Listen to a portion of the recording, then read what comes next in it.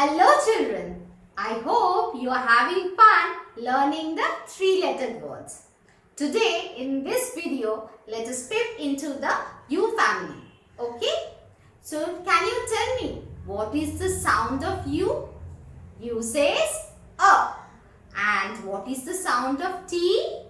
T says T. Now if I add A and T, what we will get? We will get a new sound, that is at. Now placing a beginning sound before the at, we will get a new word every time with a new meaning. So let us see the words.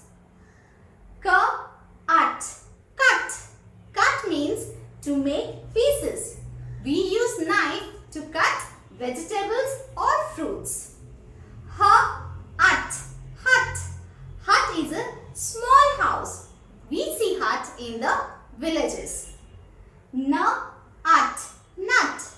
Nut is a dry fruit and it's very tasty. Children, you should have nut. So these are the words of at family. Now let us see the next set of words. Can you tell me what is the sound of N? Yes, N says no. So if I add A and N, what we will get? We will get an. An is the new sound. Now by placing a beginning sound before an, we will get a new word with a new meaning. Sun. We see sun during daytime up in the sky. It is the source of heat and light.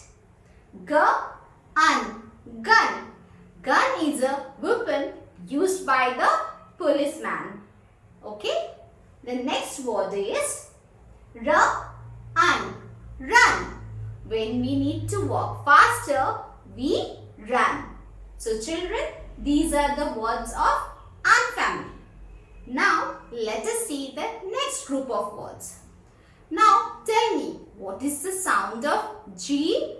Yes, G says G. So if I add A and G, what we will get? We will get UG. UG is the new sound. Now if I put a beginning sound before UG, every time we will get a new word with a new meaning. See children, bug.